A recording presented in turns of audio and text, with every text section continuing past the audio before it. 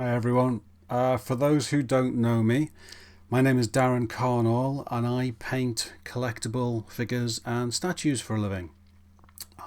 People from all around the world send me heads from action figures or full statues, and I will spend about a week or two on each one depending on the size, and I repaint them to be more alive, to look more human, I suppose. I've been promising for a while now to do a load more videos because people have wanted more tutorials. I've already done some on YouTube, but people want a lot more. So I figured, I'm painting every single day. Why don't I just film everything I do? And that's what I'm doing now. I figured with this first video, I would start right at the very beginning and just talk about what I paint with. I went out last week to the art shop and bought some new paint and brushes, which are on my desk down here, and I figured I would just talk through what I use and why, and then we'll get on to the actual painting videos. So let's see. I paint with acrylics. That's the very first thing. I don't use airbrushes. I don't own an airbrush. I wouldn't know how to use an airbrush. I've never tried them. I don't doubt that if I got one, I would be able to get very good results with it. But for me, there's something wonderful about the physical contact between my fingers and a brush and whatever I'm painting. I love that direct connection, and I think I can get better results using that than the undoubtedly smooth effect that you can get with an airbrush. So I like painting with actual brushes, and I do all of my work like that. If you get a full statue from me or an action figure head, that will be painted with tiny brushes. That's how I do it. So I bought a load of colours. In fact, let me pick up this camera and swing you round, and I'll show you what I've bought. Now, I've bought a big pile of colours here. I always end up referring to certain ones. I go back to certain ones more than others. I'll show you what I use though. The brand itself, it's not going to focus on that. Let me see if I can change the settings on the webcam and make it focus a bit better. Nope, not going to have it. There you go. So the brand itself is called Miniature Paints. Now, it's a local brand. I think they're made in Merseyside or in Liverpool. I don't know if you can get them anywhere else. I don't know if you can get them online. I've never tried. All I know is that they are sold in my local art shop, so I go and buy them. They're about £1.50 per pot, and they will last me for a few months. Some colours go quicker than others, depending on how quick I use them, but that's what they are. So the colours, I move the brushes out the way, that I use more than any others. Let's see, Tanned Flesh. That's the one I use the most. That is the one that I put down as a base layer of skin, and that's what I build everything on. On top of that, once I've lightened the skin and done shadows and things, I will use that again to maybe create random colour patches on the skin and stuff like that. Pale Flesh is another one that I use, and I mix those together to create the more realistic skin colour, maybe with a little bit of deep red, but it's largely those two, and I'll add some deep red, some bright red, and various colours to get random effects, but it's basically built on those two. Deep red, as I said, I use that to alter the skin colour, and also I'll use that mixed in with the skin colour to do shadows. I'll use bright red to do cheek blushes, things like that, and for making lip colours. So you've got those two. umber, dark brown. I use that for doing hair or eyebrows or anything like that. And I'll put down a few layers of umber, and then on top of that I will do chocolate brown and leather brown, and they go on pretty much in that order. If I'm doing someone with brown hair, I will do umber, then I will dry brush some chocolate brown on top. I will then maybe dry brush some leather brown on top, maybe mix some leather brown with some cream or some pale flesh, make it quite light, and then individually paint on highlighted individual hairs. But it's largely built with that, with those colors. I use dark gray when I'm doing the eyeballs. The very first circle that I paint on the eyeball is dark gray, and then you've got Arctic blue, good for people with blue eyes, royal blue, good for people with darker blue eyes, olive green, good for people with green eyes, and I usually use all four of those to do eyes. It will be dark grey, then some royal blue, then some Arctic blue and some olive green mixed up, and then I'll mix in some pale flesh or some cream to get some lighter colours, and I'll put them all in like that. And then I've got some other ones. I've got some yellow. Oops, wasn't looking at the camera there. I don't really use yellow much, but sometimes I'll want to create some variants in the hair or whatever. I've got one called earth brown. To be honest, I've never used that before. I just bought it because I saw it and I thought it might be useful. Black. To be honest, I very, very rarely use black. I pretty much use it for the pupil of the eyes, and that's it. This webcam is not focusing at all. Hey, there you go. So I very rarely use black. If I need anything dark, it's usually either dark grey or mostly umber. I've got a gloss varnish here that I use for the eyeballs. Let me put this camera back. Too much moving around, probably giving you all motion sickness now. The gloss is used for the eyeballs, sometimes the lips. If it's a statue and they've got armor that should be shiny, I'll use it on things like that. It's pretty much mostly for eyes though, and I will paint the eyes and give it a coat of gloss, and then go back with once it's dried, go back with the varnish on a brush and drop on a lens of the varnish over the eye, over the coloured part of the eye, and it just creates a nice effect. And you'll see me do that. I'll do that on one of the later tutorials. And those are the paints that I bought this time. The colours that I've explained are mostly the ones that I use. Some more than others. Some will get used quite a lot. Others will get used, just once or twice. I'll also do things like if I'm painting skin, I will put on random colours that you wouldn't think of, like Arctic blue. I will mix that in with skin sometimes to create shadows under the eyes. I will mix deep red and maybe the Arctic blue or royal blue to make a purplish colour, and I will paint little marks and little veins and things on the cheeks. So you throw in random things like that, it creates a more alive feel to the head. We will see that as we go through the tutorials. I normally buy, I've got the empty bottle from last time here, Flow Enhancer, which I use in place of water. Well, not in place of, it's as well as thinning down the paints. When you thin down paint with water, you can add a few drops and it thins it down. It gets to a certain level if you're going really quite thin. Like if I'm painting stubble, not a beard like this, but just light stubble, I will use, there's a colour called blue grey. Actually, that's one that I didn't get because I didn't buy that in the new lot because I've still got the old one here. I use blue grey, and I will do a very, very, very thin wash of that and paint it where the stubble goes, and it creates a nice effect. Sometimes mix some umber in with it, but it has to be very thin.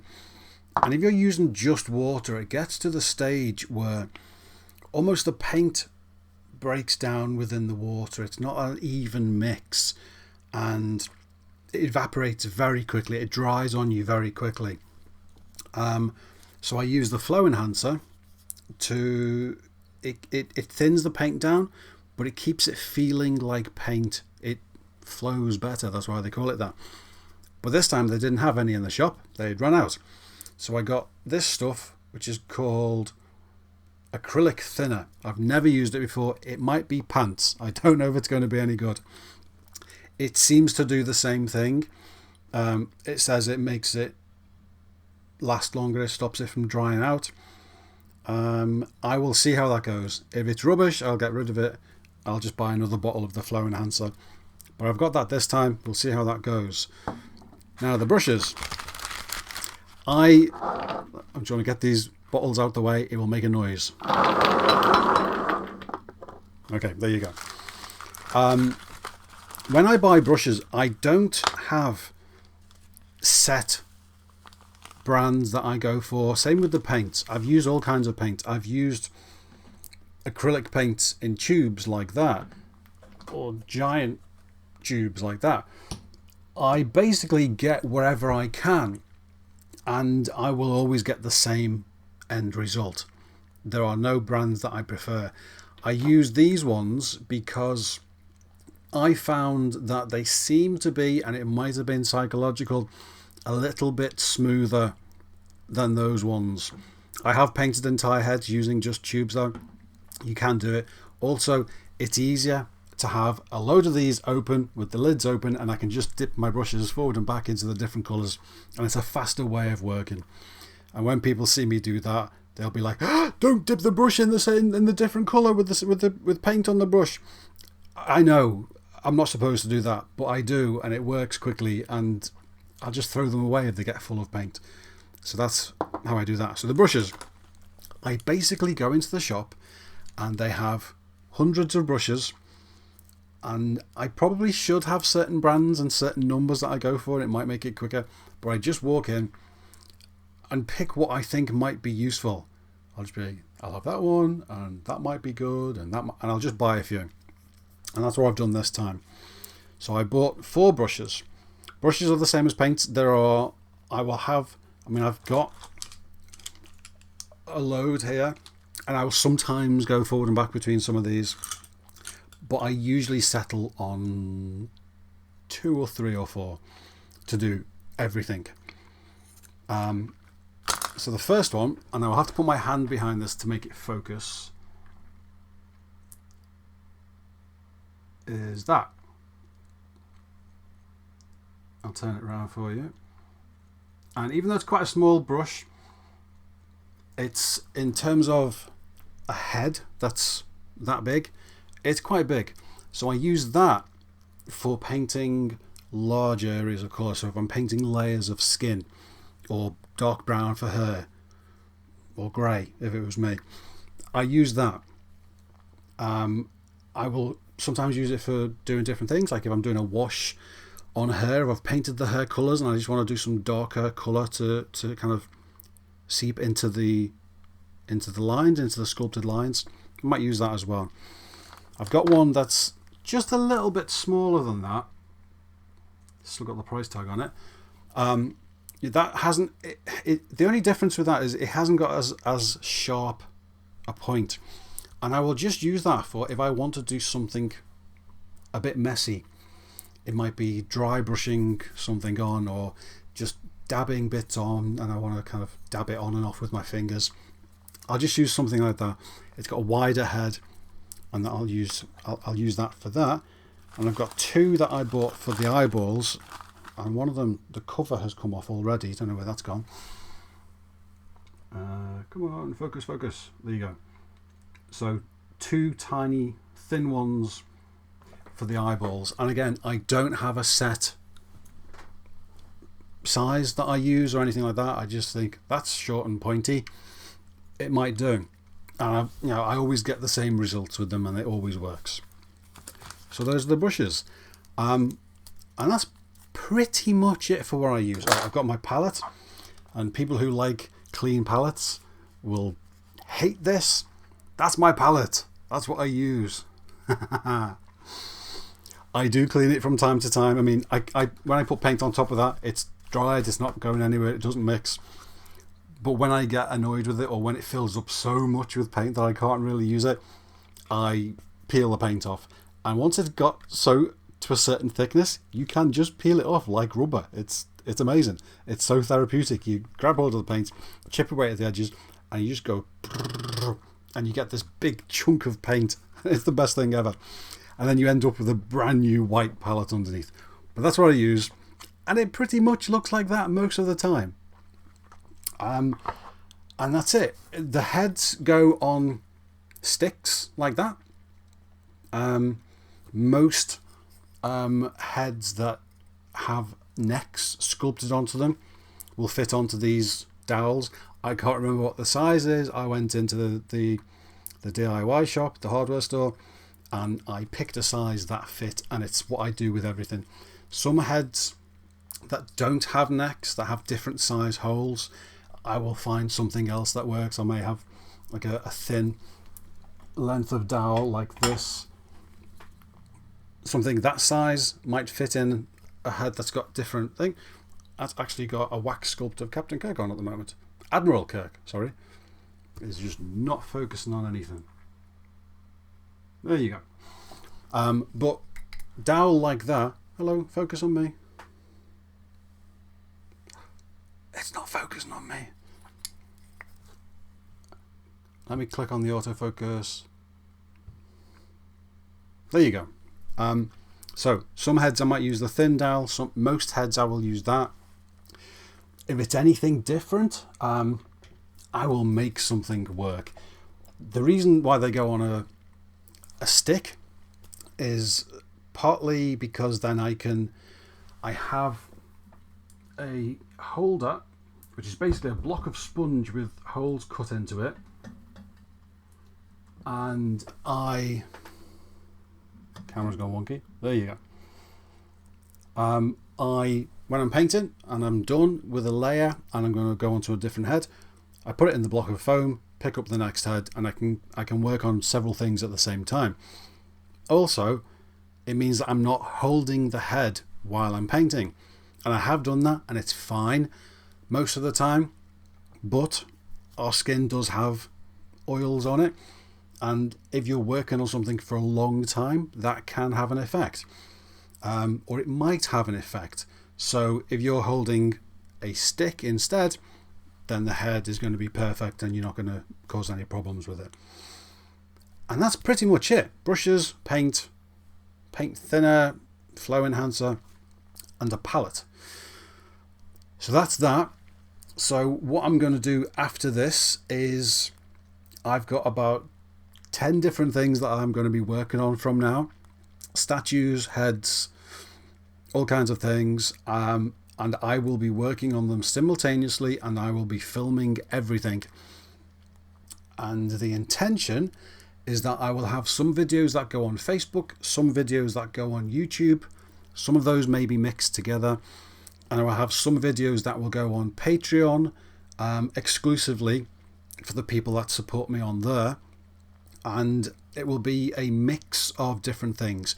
How it will largely be, I think, is I will do random videos for Facebook and YouTube of either, let's say, an entire head painted from start to finish, edited down into a short 10-minute video. So not really long enough for you to see things happening in real time, but to show you what I do.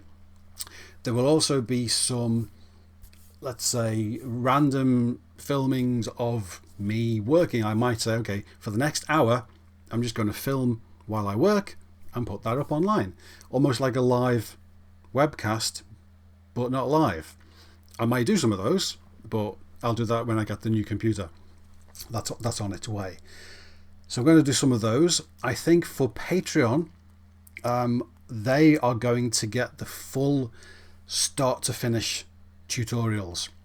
So I will take a head or a statue as it comes to me, and I will explain and show how I prepare it, how I work with it, how I paint it. There will be videos of me painting things in real time. I don't know how long the series of videos will be to finish ahead, how edited down they'll be, or how, you know, long and rambling they'll be. I don't know, but they will get the, if you want to learn how to do something, videos like in depth, they will be on Patreon, but there will be loads of videos on Facebook and YouTube as well.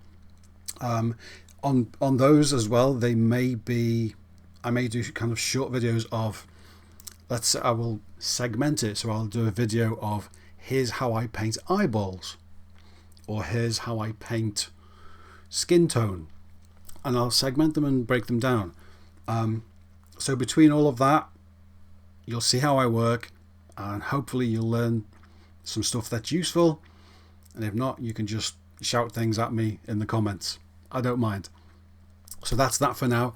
I'm going to go because this video is way too long, and I'm going to get on with some work. I'm going to go make a coffee first because I'm thirsty now after all that talking, and then I'm going to do some work. So I will see you in the videos. I will see you on Facebook and in the comments on YouTube and stuff, and we'll speak soon. Let's do some painting. Bye.